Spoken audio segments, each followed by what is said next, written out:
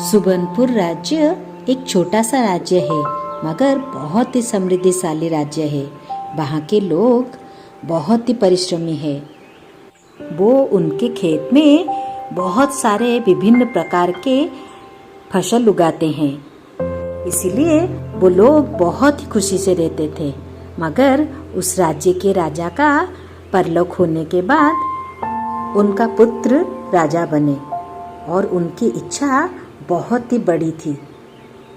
नए नए योजनाएं बनाना, राज्य को कैसे आगे लेके जाएंगे बहुत सफलतापूर्वक।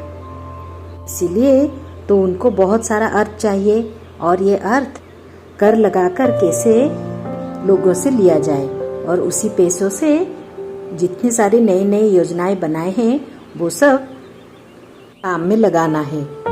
इसी तरह कोई प्रजा का जैसे हानि ना हो, किसी को कोई कष्ट ना हो, इसीलिए उनको पहले प्रजाओं का हालत जानना होगा। इसी तरह एक दिन वो घोड़े के ऊपर साधारण वेश में राज्य भ्रमण के लिए निकल पड़े और घूमते घूमते उनको बहुत जोरों की प्यास लगी। तभी एक घर के सामने वो रुक गए और उतर के कहने लगे, मैं बहुत प्यासा हूँ, मुझे थोड़ा जल चाहिए। ये सुनते ही उस घर से एक सुंदर सी कन्या बाहर निकल आई और राजा को बैठने के लिए एक कुर्सी दी। राजा बैठ गए और वो सुंदर कन्या अंदर चली गई और तुरंत ही आके उन्हें एक आम का रस भरा ग्लास उनको दिया। राजा तो इतने प्यासे थे, वो एक घूंट में सारे आम का रस पी लिए। बहुत ही तृप्त हो गए। राजा ने कहा, अरे वाह, तुम इतने कम समय में आम का रस कैसे निकाल के लाया? देखिए, ये कोई चमत्कार नहीं है। एक आम का रस निकालने में कितना समय लगता है। राजा उस युवती के आचरण से बहुत ही प्रसन्न थे। राजा थोड़े आश्चर्य होके बोले, एक ही आम में इतना सारा रस? वो युवती को बहुत ही धन्यवाद करते हुए उनके मन में बहुत ही प्रश्न आने लगी। घोड़े में चढ़ के फिर से राज्य घूमने के लिए चले गए और बहुत सारा खेत उन्होंने देखा। सारे खेत हरे भरे थे। इसी तरह उन्हें पता लग गया राज्य के बहुत सारे लोग बहुत ही सुखी से जी रहे हैं। वो फिर से लौट के उसी घर में आ गए। राजा सोच रहे थे राज्यवासियों के ऊपर नए कर लगना चाहिए। ये सोच के वो उसी घर के पास पहुंच गए, क्योंकि वो युवती उनके आकर्षण का केंद्र थी। वो युवती से बहुत कुछ जानना चाहते थे, उनके माता पिता के बारे में। इसी तरह बहुत सारे प्रश्न लेके वो उसी घर में आके पहुंचे। युवती ने राजा के पूछने पर कहा, हाँ, मेरे पिताजी काम से बाहर गए हैं, बस अभी आने वाले हैं। आप अगर अपना परिचय बता देंगे तो मैं पिताजी को बता दूंगी। हाँ, मैं तो अपना परिचय दूंगा, मगर जाने से पहले मुझे वही आम का रस और देंगी, क्योंकि मुझे और दूर जाना है और बहुत धूप हो रही है और धूप इतनी तेज है, मुझे फिर से थकान महसूस होगी। ये सुनते ही युवती फिर से अंदर चले गई। तभी उसके पिताजी आ गए। अरे ये क्या, ये तो स्वयं महाराज हमारे घर पधारे हैं। मेरी आंखों पर मुझे विश्वास ही नहीं हो रहा। कहीं मैं सपना तो नहीं देख रहा? नहीं, मैं सच में आपके घर उपस्थित हूँ। आपकी पुत्री बहुत ही गुणवती है, बहुत ही बुद्धिमती है। बहुत देर के बाद वो युवती फिर से आम का रस लेके पहुंची। तभी राजा ने पूछा, इस बार ये आम का रस लाने में इतनी देर क्यों लगा दी?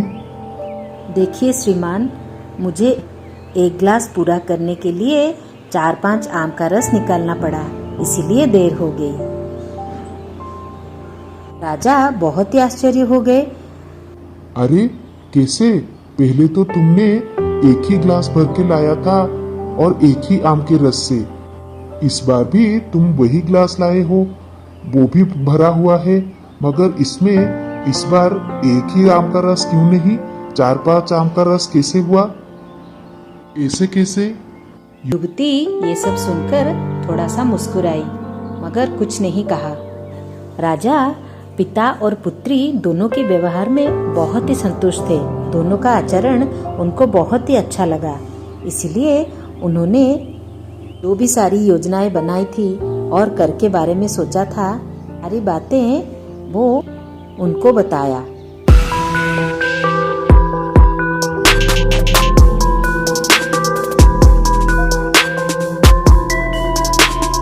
ये सुन के वो युवती थोड़ा सा मुस्कुराई।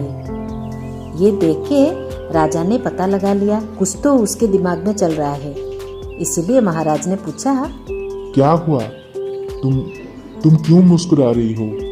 महाराज, मैं अभी जो भी बताने वाली हूँ आपके सारे प्रश्न का उत्तर आपको मिल जाएगा। महाराज, पहले मैं जो आम का रस लिया था उसमें एक ही आम का रस लगा था 1 गिलास भरने में, मगर इस बार 4-5 आम के रस से 1 गिलास भरा, क्योंकि हमारे साथ प्रकृति का एक सुंदर सूक्ष्म संपर्क है। पहली बार जब आप आए तब आप बहुत ही प्यासे थे और भूखे भी थे, मगर इस बार आप बहुत सारे इच्छाएं लेके आए हैं। कैसे कर बढ़ाऊंगा, कैसे नया नया कर लागू करूंगा, कैसे सारे प्रजाओं के ऊपर नया कर लागू करके उनसे कर लिया जाएगा। ये सब देख के प्रकृति ये सब समझ जाती है। इसलिए पहली बार एक ही आम के रस से ग्लास भर गया था, मगर इस बार 4-5 आम का रस लगा, क्योंकि आम भी आपको रस पिलाने में थोड़ा सा कृपणता की, क्योंकि पहली बार आपका मन बहुत ही साफ था और आप भूखे प्यासे थे, मगर इस बार आपके मन में लोगों से कर लेने की इच्छाएं थी। ये सुन के राजा आश्चर्य हो गए और थोड़ी देर के लिए बैठ गए। उसके बाद पिता पुत्री दोनों को धन्यवाद देते हुए वहां से निकल आए। जैसे ही अगले दिन हुआ, वो अपने मंत्री को वहां पर भेजा।